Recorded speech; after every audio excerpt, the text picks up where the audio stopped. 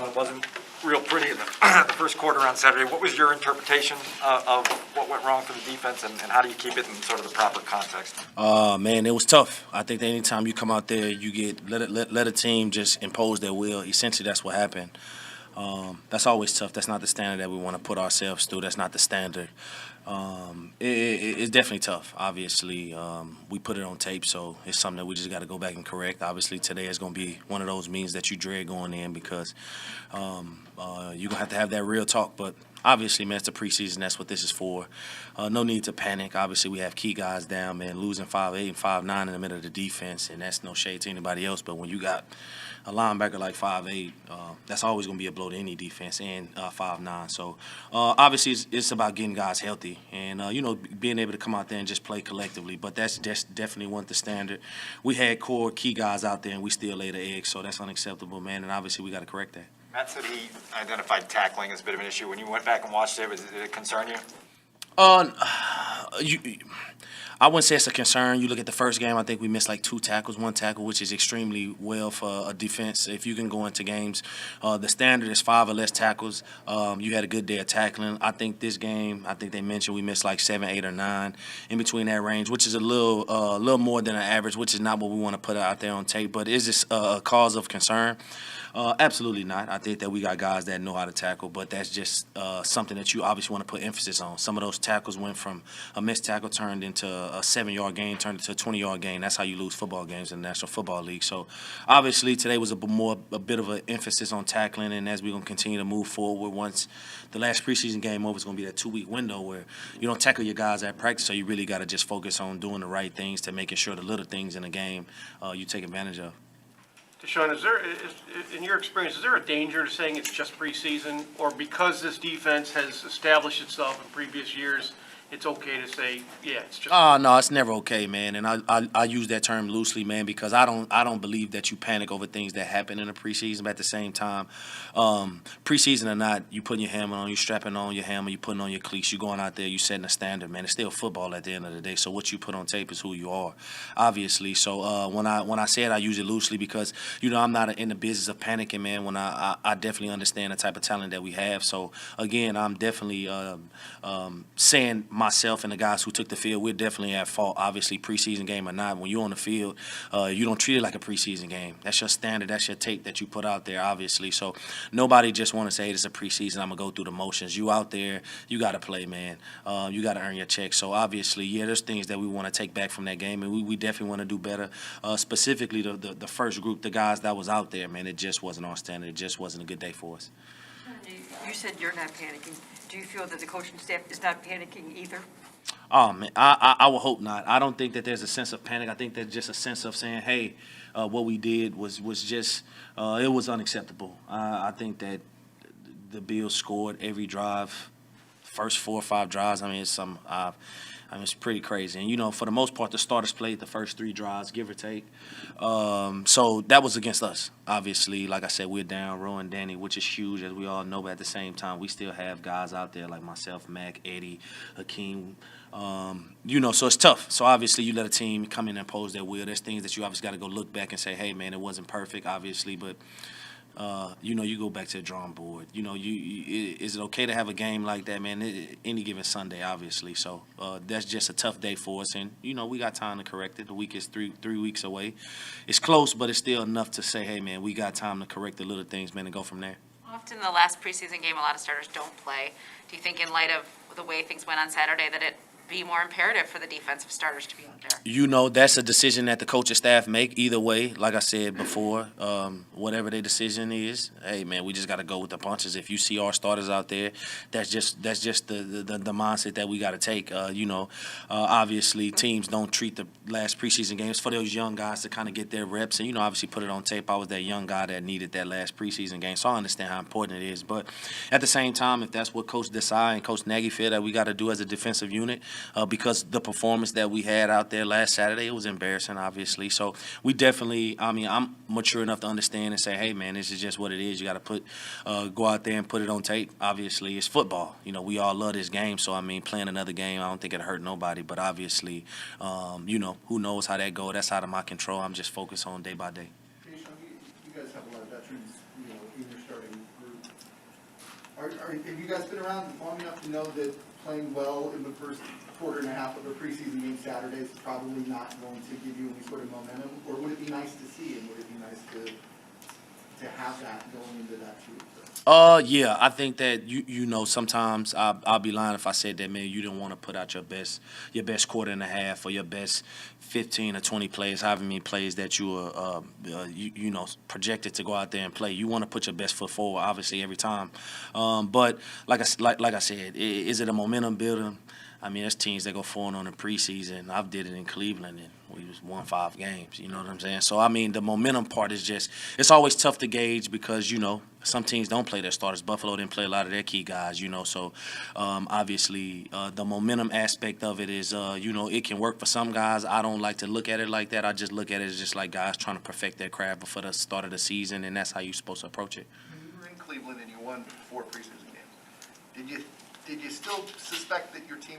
Yeah, I did. I won't lie to y'all. Yeah, I thought he was going to be pretty good that year. You know, tell the truth, right? But, you know, I was young. So, you know, now I understand how the preseason works. So, but, you know, realistically, yeah, you like to look at it like it's momentum, but it don't really work out that way, man. Let's just be honest. So, but again, you still want to put your best foot forward, obviously, even if you're out there for a quarter and a half. But, you know, in the grand scheme of things, that's just, you know, as everybody know, man, it's just the tune-ups. You kind of getting your body acclimated to tackling again, doing all these things that you don't do in training camp and kind of preparing yourself for the first game. Sean, from your younger days, what is the appreciation you gained for what this last game means to guys who are fighting for jobs here or elsewhere, and just how much sort of cutthroat tenacity goes into that last? Yeah, you know, I feel like I'm the biggest advocate for it, man, because I was that guy. I was that guy waiting by the phone. You know, told my family, don't call me, because, you know, any number, you pray that you don't get this Cleveland area code call you before the deadline, because, you know, that's them telling you, like, hey, you know, it was a long day. So, no matter how many years I put into this game, man, I always have that type of mentality, especially this time of the year for the young guys, man. The young guys who you see out there fighting and clawing, man, for a month straight. I understand that because I was in those guys' shoes 10 years ago. You know, I was that guy who was saying, like, man, you put me at anywhere. If you had to play me at left tackle, man, if that means I got to play, I can make this team and I do whatever you need. And, you know, it's just a tough time because not everybody's going to be able to stick around. Not everybody's going to be able to. It's good players, man. It's just all about the opportunity. It's all about the right circumstances. So, you know, I try to tell those young guys, man, you know, just the things in which I went through, kind of just get them shed light on the situation, man, because it's a tough business, and especially for those guys at the bottom of the rosters, man. But, you know, at the end of the day, it's 31 other teams out there, man. That's the biggest thing that these guys got to understand. Your fit might not be here, but it's somewhere else. But, yeah, absolutely. It's a tough time for me because I was in those guys' shoes, obviously. I'm curious, are you still willing to play left tackle? You know what? If they need me to play left tackle, I'll play left tackle. They might. Sure, man. Whatever for the team. Were there any false alarms, like when somebody called and you didn't want to answer, thinking it might be the team? You know, I'm kind of scarred. You also ever get a call telling you made the team? Yeah, during that day, it was a lot of phone calls of people, you know, people keeping track of the rosters, man. My family calling me all of the time, and you had to tell them, like, hey, y'all have to stop calling me. My phone is down, so when I hear this call, my heart drops. It's like, this the call, man, and yeah, it's tough. It was tough, but, you know, I did get a call, man. Actually, I didn't get a call. I got a mass text message that said that I made the team. Not I didn't make the team, but I got a mass text message saying, hey, team meeting is at 8 a.m. tomorrow. So I hit the chat back saying, hey, does this mean that I made the team, right? I'm not knowing, like, man, is this, like, nobody called me. It's like 4 o'clock. The deadline was at, like, 3 o'clock, I believe. And I said, man, does this mean I made the team? And everybody's like, man, who is this? And I was like, this is everybody's kind of like, oh, then my coach finally called me and said, hey, man, congratulations, you know, in the whole spiel. And, you know, big emotional thing, called my mom, man. We run through the hallway in Berea Hotel, man, crying. And it just was a huge time. But, man, so nobody formally told me until, like, it was past the deadline. So I'm like, look, nobody called me. I haven't got cut, but I haven't got congratulated. So, you know, but it was a moment of my life I'll never forget, man. It's kind of moments like that keep me going. Was that your rookie year? That was your rookie year? Yeah, that was my rookie year. My rookie year and drafted year in Cleveland. Yeah, so, you know, it was an exciting time. talked about not going through the motions in preseason, but also not panicking. So what is the mentality you keep yourself and also preach to younger guys when it comes to taking away from the experiences in preseason? Yeah, obviously you approach the game of football like you would any other time. It's not just because the preseason doesn't mean like, hey, each preseason game, specifically the stars, they get, you kind of go in the game knowing how much you're gonna play. Hey, Gippin, Eddie, y'all might play a quarter and a half. But like I tell these guys, man, at the end of the day, whether you're at the top of the roster or the bottom of the roster, man, these preseason games, you got to look at it different for every guy. Like, a guy like Eddie, the things that he's trying to accomplish in a preseason game might be different than a guy like Tease. But obviously at the end of the day, it's a standard that you put out there on tape. Eddie don't want to go out there and put just anything on tape because he's looked at as one of the best safeties in the league, and Tease is trying to fight for a roster spot. It's just a mindset that we have, man. We speak about that in our room as a whole, as a group, man. And no matter what, man, it's a standard that you put on there when you're wearing that C on the side of your helmet. And I think that that's what the guys did, man. No matter the outcome, man, the biggest thing about us, man, is you just got to fight. You just got to fight, no matter who you are, no matter where you are, man, because you're getting evaluated no matter what you do, no matter who you are, man. That's the biggest takeaway that you can take from that. Thank you.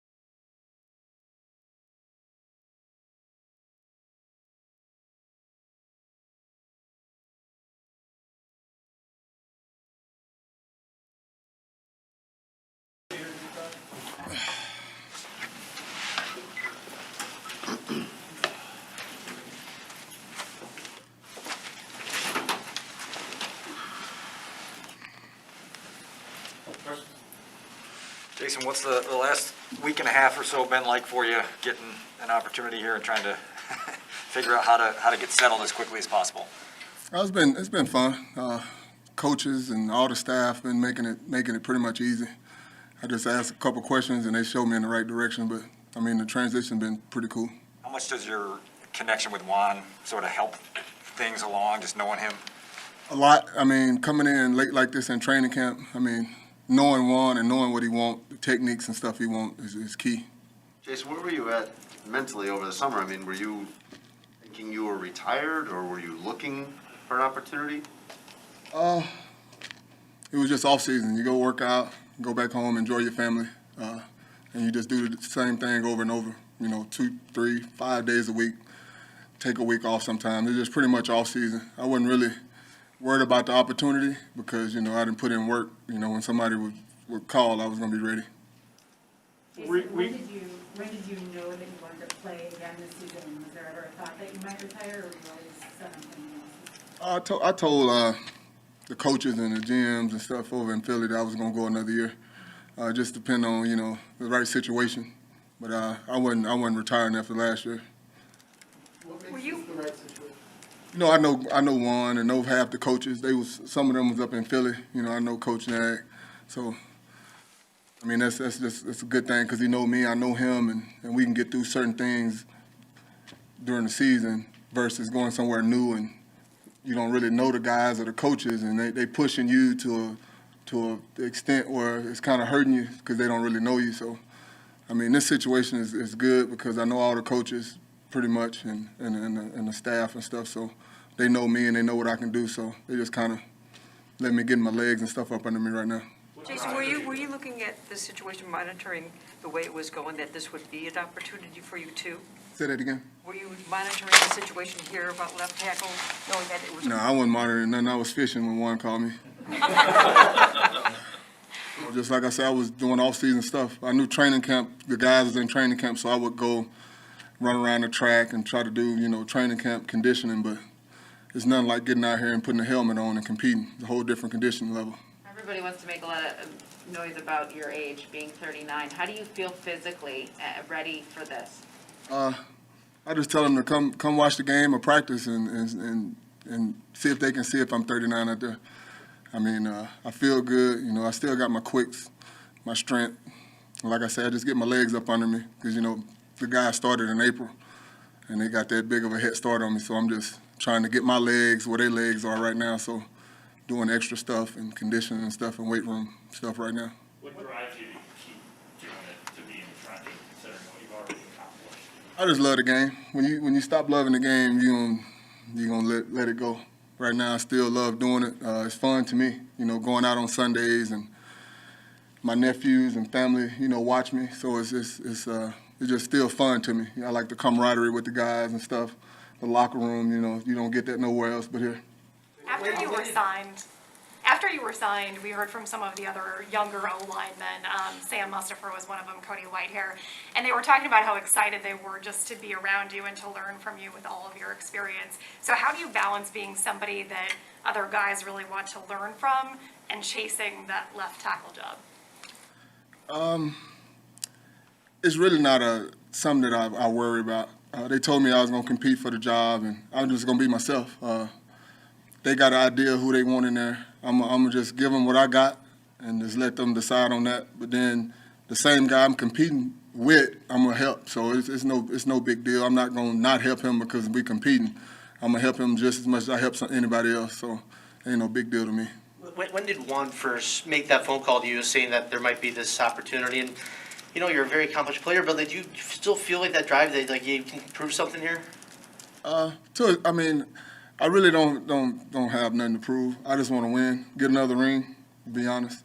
I was talking to Juan yesterday, the Pro Bowl stuff, I got plenty of those, all pros, all the accolades. The biggest one for me now is Super Bowl. I got one, I would like another one here with the Chicago Bears. Jason, what was the biggest? Where were you fishing? Back in Texas. On a boat or on? I was just on the creek, on the pond. On rain, it was warm. I was like, uh-oh, I know what this is. What was the biggest limitation with the toe last year, and when did you feel like that was in the rear view for you? It happened, I think, week one or two, we was playing the Redskins, I want to say, on the opener, and I felt it. I just thought it was just a sprain, you know, kept playing, started bothering me a little bit more, and I'm like, God, this got to be something else. So when I went and got the MRI, that's when I knew it wasn't nothing torn. I got an x-ray, that's when I found out it was broke. So, we're dislocated, so I went on and kept playing until we didn't have playoff chances. That's when I got the surgery. What has been your impression of the offense so far? You know, speaking of course, you said talking about getting another Super Bowl. So with the skill that you all have, what has been your impression so far practicing with them? A good group of guys. We definitely got a good team, hard workers. We definitely got a shot to win the division, and you know, once you get to the playoffs, anything can happen. So we got a good chance, man, right now, looking at everything. How quickly can you guys get that chemistry up front that's so important, especially with you learning these guys, but then also getting comfortable with Andy Dalton and Justin Fields and that part of the offense? I just feel like if I do my job, it's going to help the guy beside me. If he do his job, it's going to help the guy beside him. And if I'm doing my job, it's going to help Fields, it's going to help Dalton, it's going to help everybody. So all you got to do is really pretty much do your job, and it's going to help the whole team. So the camaraderie and the chemistry going to come. Because when I'm kicking back, you know, I'm not holding his hand. I'm blocking my guy. So the chemistry going to come as we go. Tayshaun Gibson was just in here talking about his experience as a young player making the team for the first time. You came in, obviously, as an undrafted guy. What do you remember about that rookie summer, clawing to make the team, winding up on the practice squad, that whole just kind of roller coaster of trying to figure out if you belonged or not?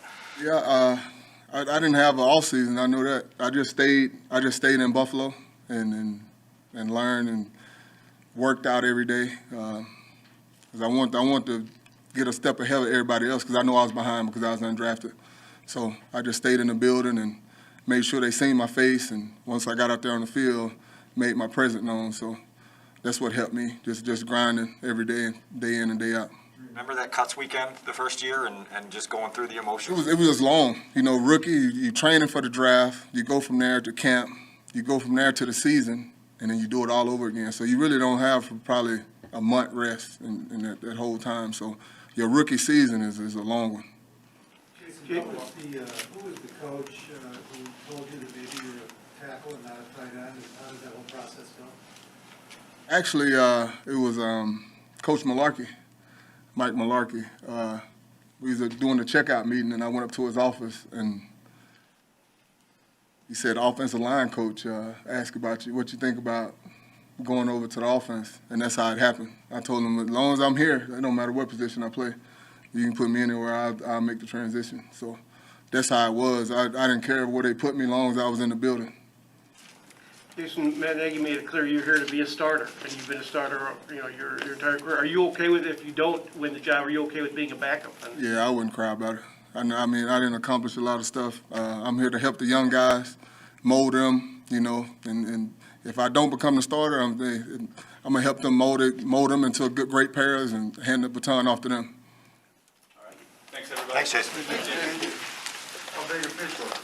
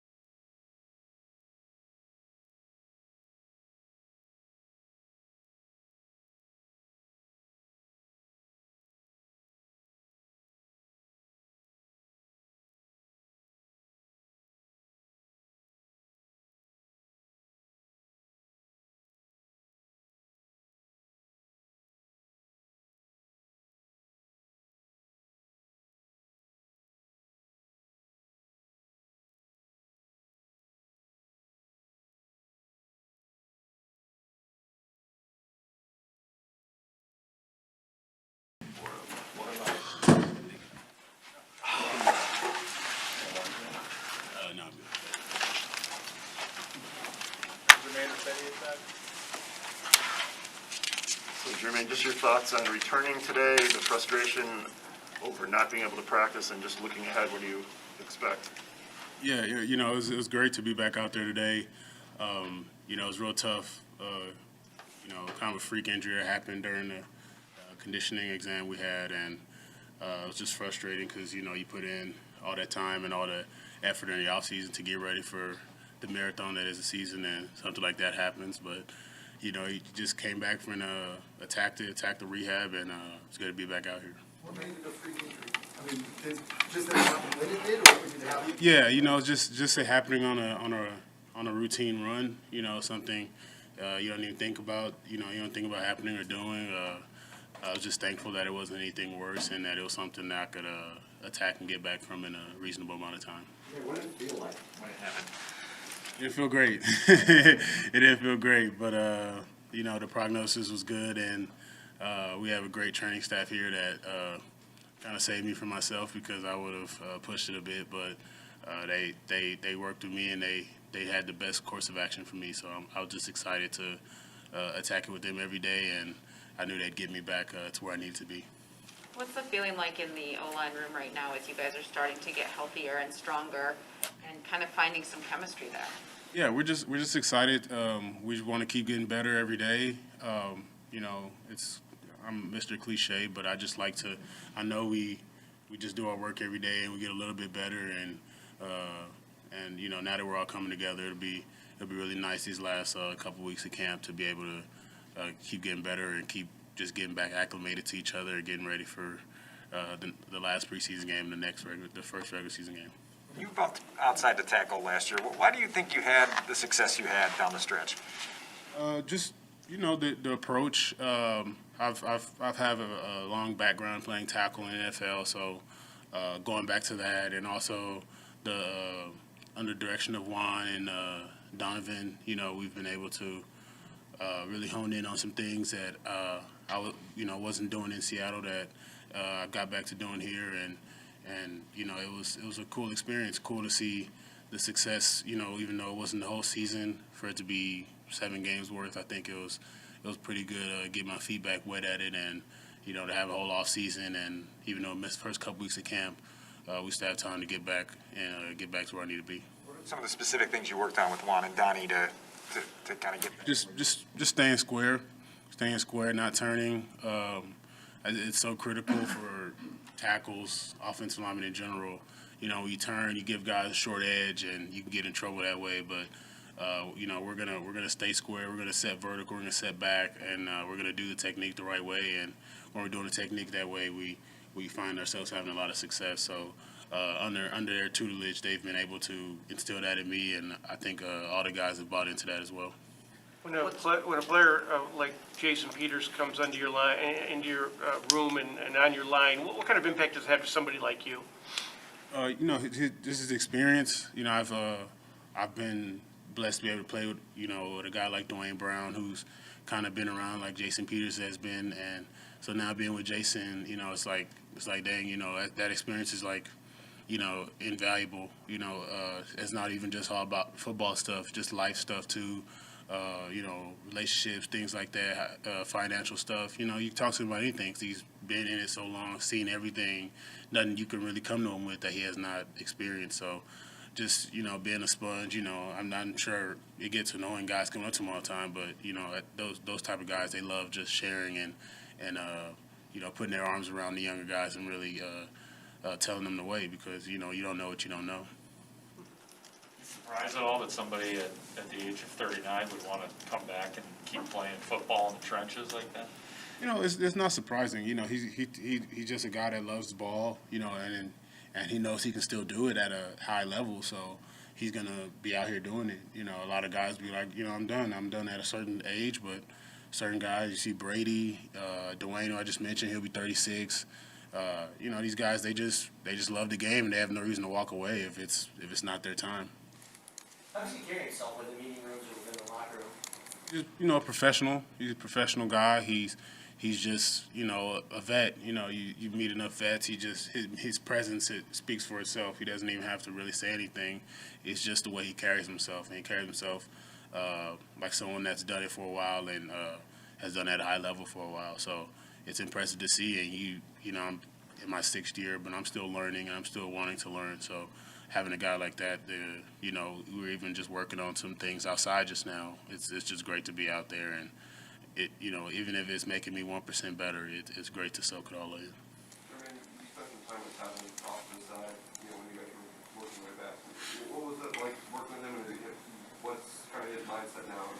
One of those conversations was. Yeah, you know, it's a tough situation because, you know, he wanted to be out there. You know, we're such a close-knit group, and he wanted to be out there. He wanted to give it his all for us, but, you know, sometimes circumstances dictate that that's not able to happen. So, you know, he's a fighter. You know, he wanted to fight through it, but it just wasn't the time right now. And he's another guy. He's just gonna attack the rehab. He's gonna attack it, and he's gonna come back better. And it's good to, you know, you don't want those type of things nagging. So it's good that he's able to get it done. And you know, he's still young and has so much ball ahead of him. So he'll be back, and he'll be better than ever.